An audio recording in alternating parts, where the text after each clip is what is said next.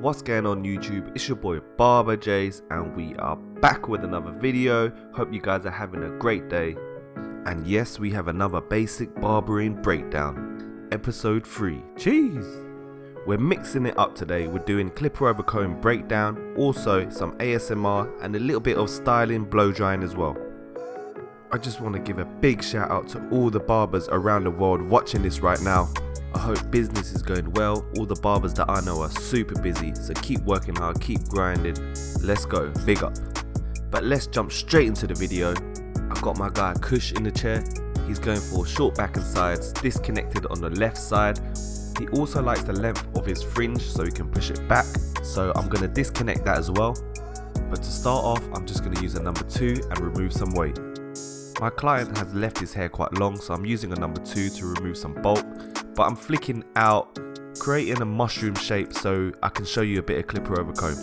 I usually wouldn't scoop out, but for educational purposes, we've got a bit more to work with. So when would you use clipper over comb? What's the purpose of it? Well, in this video, I'm going to be using it to blend and to connect. Also a bit of refining and detailing, but you can use it for other techniques such as creating a shape after a horseshoe or even tapering with like a smaller comb and your trimmers. But right now I've got my 45 degrees comb and I'm going to show you how to connect using clipper over comb. I'm going to put a link in description for this comb as well. But starting on the right side of the head, I'm going to remove some bulk first, just to get rid of all that overhang. Make sure you prep the hair correctly by combing it down, resetting it. Now you need to look for your guide, which is going to be coming from the bottom, the base or spine of your comb. That is where your clipper work is. We're going to be using that as a guide. So I engage my comb, teeth up, starting just above my clipper work. I pull the hair out and I should be able to see a guide right at the bottom. After pulling the hair out, keeping the teeth pointing straight up, as soon as my guide disappears from the bottom of the comb, any hairs hanging over, I can take it off. So right here I'm just showing you how your clipper should be floating just on the comb. It should almost be gliding just on the teeth, and the blade of your clipper should be flat. So towards the back of the ear, the head starts to curve, so your comb has to be parallel to the head shape. This means the sections you're cutting should be smaller, as you need to step round after every column. Depending on the length, most of the time the comb is just off the head, and the higher I go, I could start to round it following the shape of the head. As you can see with the 45 degrees comb, the base of the comb is slightly thicker, which will allow you to angle the comb at 45 degrees without taking your guide too short. But in this case, I'm just keeping it quite square because Kush doesn't really want too much weight. He actually wants to remove a lot of that weight as much as possible, but still keeping that length on top. So right here, I'm refining that connection. Very similar to scissor over comb, I'm slowly floating up my comb and I'm using my clippers to tap any inconsistent parts I see. This should smoothen out the blend and is better when you're working in smaller sections.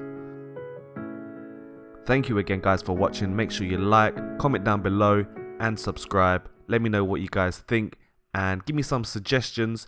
I appreciate everyone commenting down below. Also follow my Instagram barber_Jase, chopstick gang. But let's get back into the video. Clipper over comb is the most effective, I believe, with straight hair and curly hair. With straight hair you can really see the shape, which makes it easier to sculpt the shape. With curly hair you can't scissor over comb, so sometimes you need to pull it out with tension with your comb and then you can remove the weight. Now moving on to the other side, I'm going to show you my other comb, the wahl clipper over comb. And this is how I hold my comb. I rest it flat on my fingers, index finger on top and my thumb at the bottom. This allows me to keep my comb stable, but also allows me to switch in between teeth up and teeth down. As you can see, I'm using my index finger and thumb to flick the comb up and down. So working on the left side now, the disconnected side, Kush actually wants a lot of that weight gone. So engaging my comb just above my clipper, you can see right at the bottom there, there's a short point. That's my guide. I'm going to remove all that hair hanging over and keeping the teeth of the comb pointing straight up. I'm hovering the clipper just on the comb. This comb is perfect for clipper over comb. as the width of the blade is the same width as the comb, which makes it safer for your clipper to glide on. Also, this comb is very flat, so it's better for creating square shapes, but just be careful because the comb is quite thin.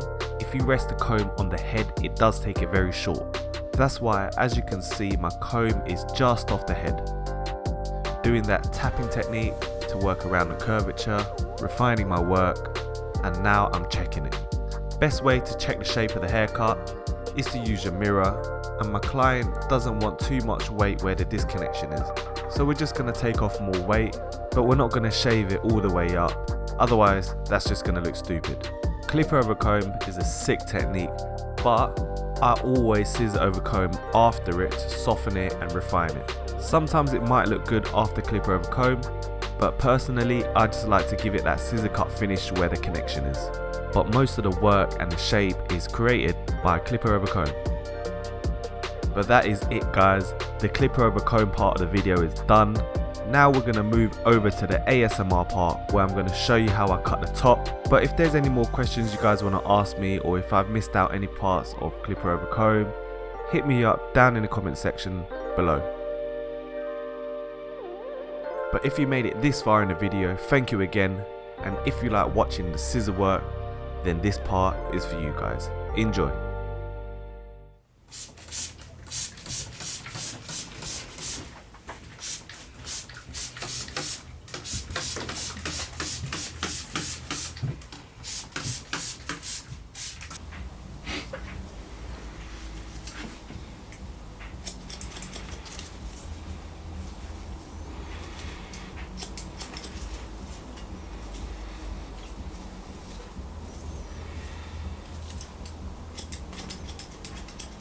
Pass out when I'm cutting the hair, bro.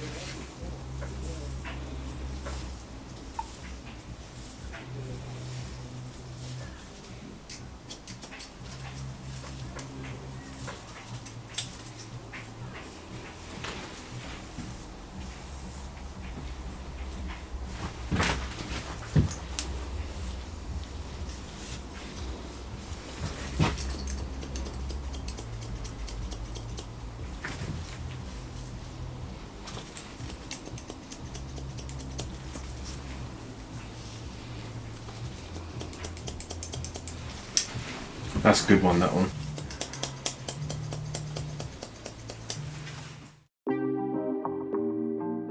What's good, guys? Hope you guys enjoyed that part of the video. Now I'm going to show you a bit of blow drying and styling. Spraying a bit of sea salt spray when the hair is damp and blow drying it into position. I started off blow drying and separating the disconnection, then working from the back and the crown and finishing off at the fringe. A couple things I forgot to mention when doing clipper over comb: make sure you prep the hair correctly, making sure it's in its natural position. Sometimes I even do it wet when creating a shape after a horseshoe. Using a bit of texture powder to style him up, just to maintain that volume without any sort of heavy product weighing it down, and then using a small touch of matte clay to finish it off. Have to use that pompadour comb to give it that finish. And there we have it, guys, the final product. Hope you guys enjoyed the video. Big love to everyone that's watching. Let's go, guys, help me reach 10k soon. But you know what time it is. 7 PM every Thursday. Stay tuned, stay fresh, stay faded, stay safe. It's your boy Barber Jase. Peace!